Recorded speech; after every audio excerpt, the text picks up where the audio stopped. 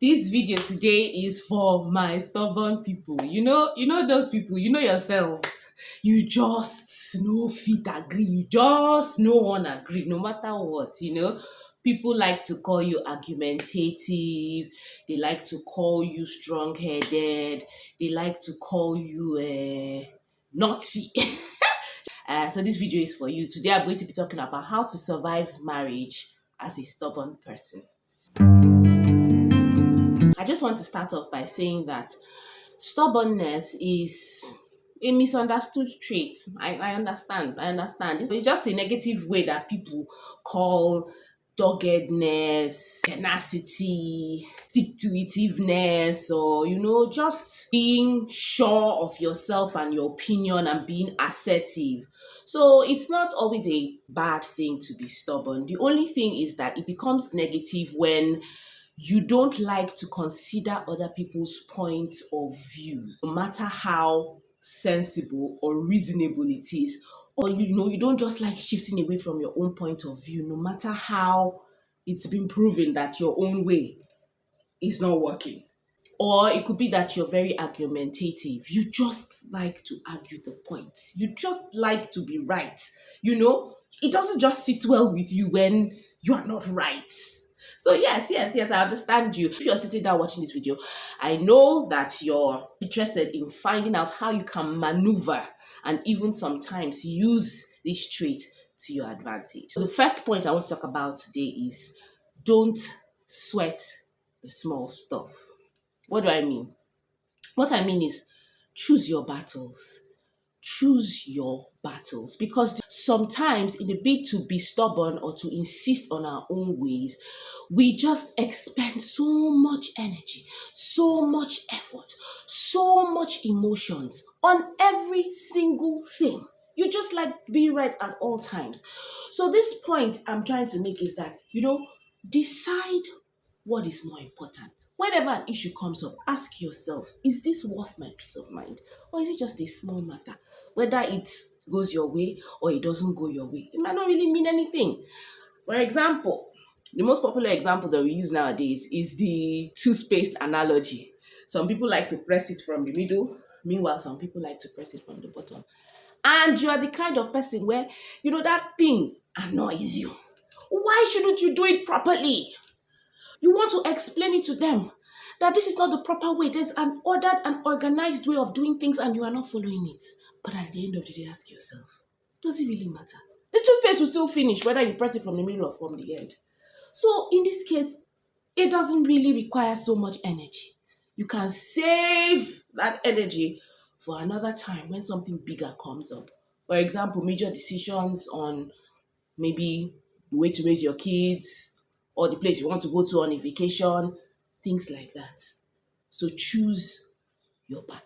Now, the next point I want to talk about is moderate your tone.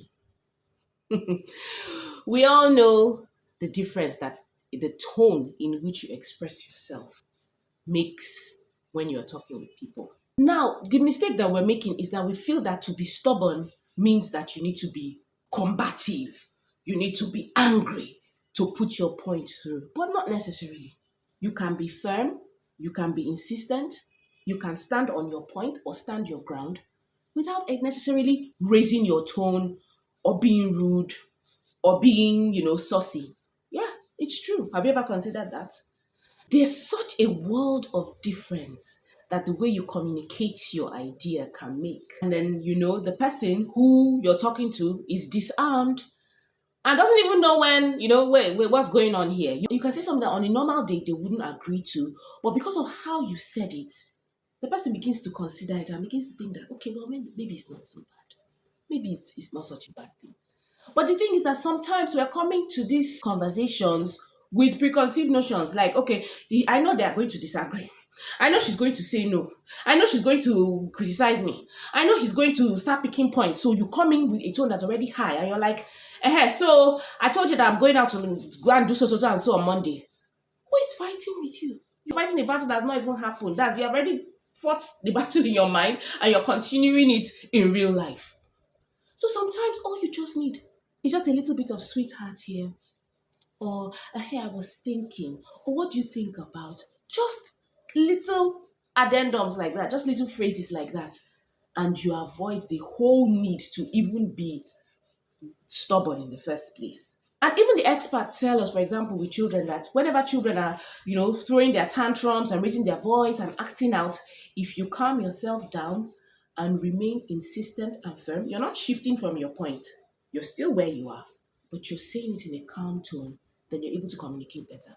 But the minute you raise your tone, the next person, your partner raises his tone, then both of you are now, competing for whose voice is higher, the whole aim is defeated. And at the end of the day, you might not even get what you want. You'd have just expended so much energy, whereas you'd have used the proper tone and then you'd have had your way.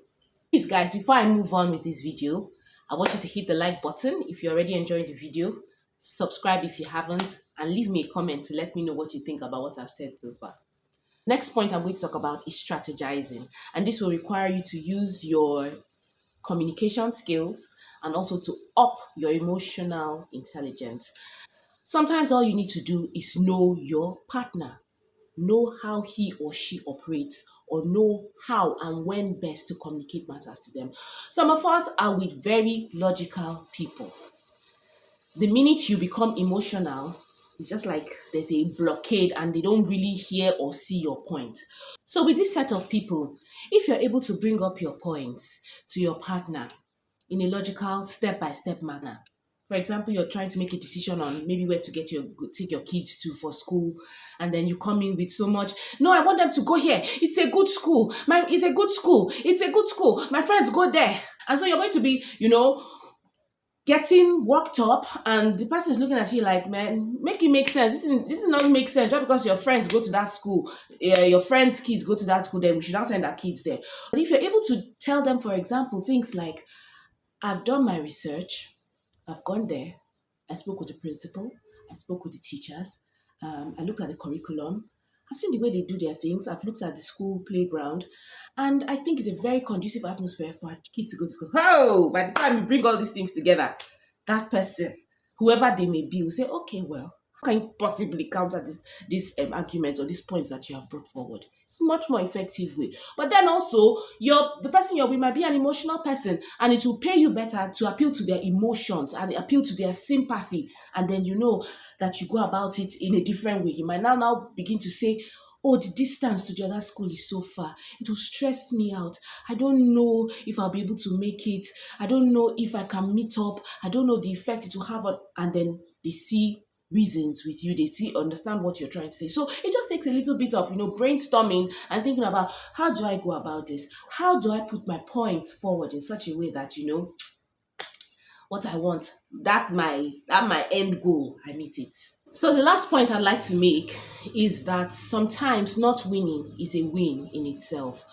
When you're a stubborn person, or when you're argumentative, or when you're used to having your way, you find out that there's nothing that you're not ready to do or use in order to win a point. So you can use a combination of blackmail, emotional blackmail. You can use ultimatums. You can use manipulations. You can just do anything. Even when you see that your point is failing, you still keep on pressing on, sometimes with so much aggression that at the end of the day, yes, the other person might give it to you, you might win the argument, but you find out that you have actually lost something very precious in your relationship. You've lost goodwill, you've lost peace, you've lost joy, but you've won the argument. So sometimes just back off. Sometimes just let it be. Sometimes when you see that your point doesn't really make sense, it does a lot for the health of your relationship if you just say, you know what? Yeah, you're right. It's true. It's such a freeing way to be. I'm not saying it's easy, but I am saying it's something that we can practice. You can actually practice saying, yes, your point is good. Your point is better. Or sometimes just let it go because you consider your relationship more important than winning an argument. Guys, I feel like it's so important for us to work on some of the things that are hindering us from just winning and just being the best in our relationships. If you have enjoyed this video, don't forget to like, don't forget to comment, and I'll see you in my next one.